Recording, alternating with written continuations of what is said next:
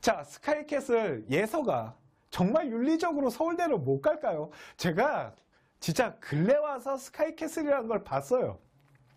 스카이캐슬을 언제부터 봤냐면요. 그 학생 한 명 이렇게 그 캐슬에서 떨어져서 이렇게 이제 죽음을 맞이하잖아요. 거기부터 봤습니다. 그래서 막 이제 그 아빠가 그게 자기 딸인지 몰랐다면서요. 저도 이제 얘기 들으면서 봤더니 이게 재밌어요, 확실히. 그런데 그거를 보면서 제가 느낀 게 뭐냐면 그 예서라는 학생이 지금 서울대 의대를 가고 싶어요. 그런데 지금 거기 이제 김주영이라는 여기 나와 있는 요 분이 누구냐면 컨설턴트 일명 입시 코디시래요. 그러니까 코디라는 단어도 이게 강남에서 사용됐던 단어는 맞아요. 저도 예전에 몇 번 들어본 단어라서. 자, 그랬을 때 저 김주영이라는 사람이 지금 이제 예서라는 아이가 그 뭐냐면 생활기록부, 그러니까 학교 시험지를 저 김주영이라는 코디가 몰래 뽀려다가 아이한테 줬어요. 근데 아이는 그게 시험지를 뽀려다가 준 줄 몰라요. 왜 그러면 약간 문제를 약간 응용은 했는데 거의 똑같더라고요. 그래서 보니까 그걸 가지고 지금 협박을 하고 있어요. 자, 그런데 지금 협박을 하고 있는 부분이 뭐냐면 김주영이라는 사람이 학생부 종합전형 때문에 그러는 겁니다. 학생부 종합전형 같은 경우 지금 그 시험지를 학교에서 유출된 시험지로 시험을 봤다라는 걸 학교가 알면 아니면 이 사회가 알게 되면 0점 처리되겠죠. 근데 지금 3학년 이제 1학기 한 학기만 남은 상태가 지금 이거의 이제 전제 조건이에요. 그러다 보니까 이제 어떤 한 남자 학생이 억울하게 지금 감옥에, 그러니까 어디죠? 그 구치소에 들어가 있는데 그 아이를 솔직하게 이 컨설턴트가 그 이제 떨어진 아이를 죽인 건데, 이게 왜 이렇게 안 맞지? 현실 김주영 쌤이네. 아니래니까 그 김주영의 문제점을 말해주려고 그러는 거예요, 제가. 이게 뭐냐면, 이게 혹시 스카이캐슬 다 보셨나요? 우리 지금 회원님들? 자, 스카이캐슬을 봐야지 이게 이해가 좀 가기 때문에 이제 어떤 거냐면 겁나 빨리 설명해 드릴게요. 이게 스카이캐슬이 어떤 거냐면 나 이런 거 하면 안 되는데 원래. 자, 보세요. 요런 상황이에요. 재밌지 않나요? 하여튼 그래요. 자, 그러면 예서라는 아이가 되게 도덕적이고 윤리적으로 지금부터 대학을 갈 수 있는 이 염정아라는 요 분에게 알려줄 수 있는 컨설팅을 하나 알려주고 싶어서. 왜 그러냐면 이게 보세요. 자, 예서 윤리적으로 서울의대 합격할 수 있는 대작전을 한번 펴드릴게요. 이게 컨설턴트를 잘못 만난 거야. 이 쓰레기 같은 걸 만나가지고 걷다가 이게 컨설팅의 집 한 채래요. 부럽다. 나도 그러고 싶다. 나도 컨설팅하고 정말 나 정말 그러고 싶다. 그런데 보세요. 이 김주영 코디라는 사람이 시험지 유출을 지금 발목 잡아갖고 애를 괴롭히고 있는 거예요. 그죠? 그런데 이 모든 거는 수시로 서울 의대를 가야 되고, 두 번째 학생부 종합전형이라는 걸로 서울 의대를 가야 되기 때문에 지금 우리 아이가 완전히 발목이 잡힌 거죠. 그런데 왜 꼭 수시 학종으로만 대학을 가야 된다고 생각할까요? 두 번째, 시험지 유출된 거, 이거 솔직히 숙명여고 얘기잖아요. 그죠? 숙명여고, 걔네 쌍둥이, 잘 생각해보세요. 왜 이렇게 걔 질타를 받고 완전히 왜 미친년들이 됐냐면, 시험지 아버지가 뽀려다가 준 거 학생들 뻔히 알고 문제 풀었으면, 아버지랑 학생들이 정말 잘못했다고 대국민 사과를 하고 반성하는 기미가 보였다라면 그 정도로 개쌍욕 먹진 않았는데, 죽어도 아니라 그러고 우리 아이 학원 보내가지고 저 공부 못하던 애가 갑자기 전교 1등 되고 계속 거짓말에 말도 안 되는 비도덕적인 그런 쓰레기 모습을 보이니까 국민들이 졸라 지랄한 거잖아요. 애한테. 솔직히 쌍둥이가 뭔 잘못이야? 부모 잘못이지, 솔직히 내가 생각했을 땐. 그런데 만일 예서가 엄마랑 둘이 손 꼭 붙잡고 나 정말 그거 시험지 유출된 건지 모르고 이 컨설턴트 김주영 코디 믿고 한 거고 그거 유출됐다는 거 알았기 때문에 나는 빵점 처리를 받아야 된다고 생각해서 양심적으로 고백하고 용서를 빌겠습니다 라고 하면 그리고 우주를 꺼내주면 저는 도덕적으로 그렇게 미친 듯이 질타받을 것 같지 않아요. 자, 그러면 학종으로 서울의대는 못 가네요. 그죠? 지금부터 컨설팅 시작하겠습니다. 자, 보세요. 자, 이 위에가 김주영 선생이고 아래가 우리 이쁜 예서입니다. 네, 저는 솔직히 예서가 그렇게 나쁜 애라고 생각하진 않아요. 제가 처음부터 안 봐서 그런가 봐요. 이거 처음부터 보면은 그렇게 예뻐하면 안 된다는데 하여튼 저는 그렇게 나쁜 학생 같지 않아요. 정말 현실적이고 어떻게든 자기가 서울의대 가기 위해서 별의별 정말 하여튼 되게 불쌍한 아이입니다. 우리나라에서 태어나지 않았다라면 저렇게까지 고생 안 해도 될 텐데 하여튼 그래요. 저 위에 계신 분이 김주영 코디예요. 제가 부러워하고 있죠. 왜? 우와, 컨설팅비가 막 집 한 채야. 부러워. 자, 보겠습니다. 자, 첫 번째. 김주영이라는 이 코디를 일단 신고를 합니다. 이거 보이십니까? 김주영이라는 저 코디를 뭘 하냐면 신고를 해요. 그래서 일명 감옥행을 보냅니다.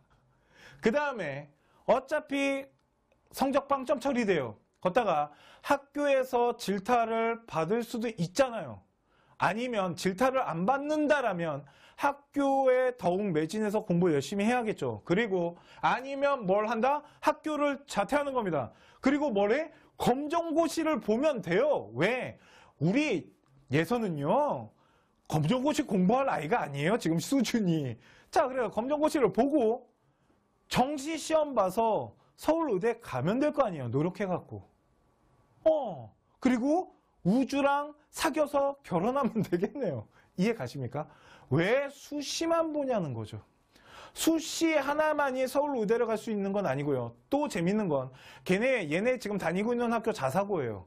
자사고 전교 1등이라고 무조건 서울의대 가는 거 아닙니다. 서울의대는 인성평가 되게 중요시하는 학교예요.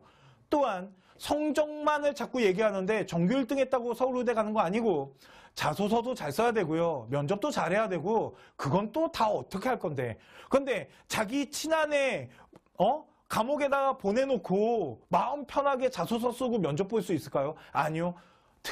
애 스트레스로 말라 죽어요. 걷다가 나중에 커서 그걸 어떻게 다 감당하라고. 그렇지 않나? 그런데 깨끗하게 모든 걸 다 버리고 새로운 마음으로 공부를 해서 서울의대를 가면 되잖아요. 그래서 서울의대 합격하면 되잖아요. 이해 가십니까? 이것도 방법이에요. 제가 서울의대 검정고시 출신 뽑나요? 네, 뽑습니다. 수능만 잘 보면 돼요. 수능 100%예요. 이해 가십니까? 그렇기 때문에 검정고시 보고 가도 돼요. 수능만 잘 보면 되겠죠. 왜?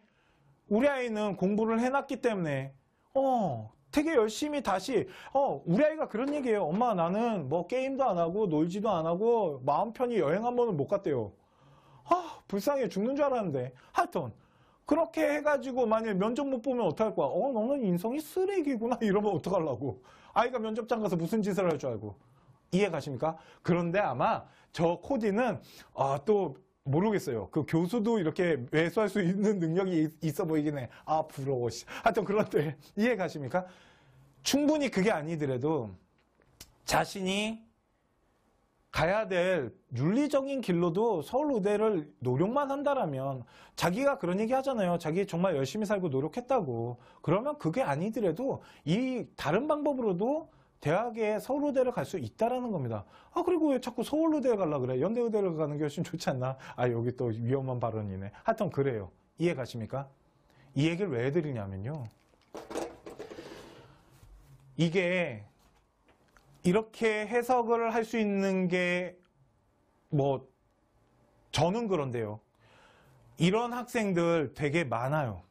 그걸 진짜 말해주고 싶었던 거예요. 무슨 말이냐면 꼭 수시로만 가야 된다라고 목매고 학교 선생님한테 무릎 꿇고 막 안 되는 생기분 만들려고 노력하고 또한 내신 성적 올라가는 거 한계점 나타났는데도 불구하고 어머님의 압박으로 인해서 애는 울고 있고 학교에서 활동을 했는데도 불구하고 그 활동이 높게 평가가 안 되거나 하여튼 여러 가지 변수들이 나타나가지고 우리 아이가 학생부 종합전형을 못하는데도 불구하고 그걸 욕심을 내고 그거를 아이를 밀어붙이는 경우가 있다라는 거예요.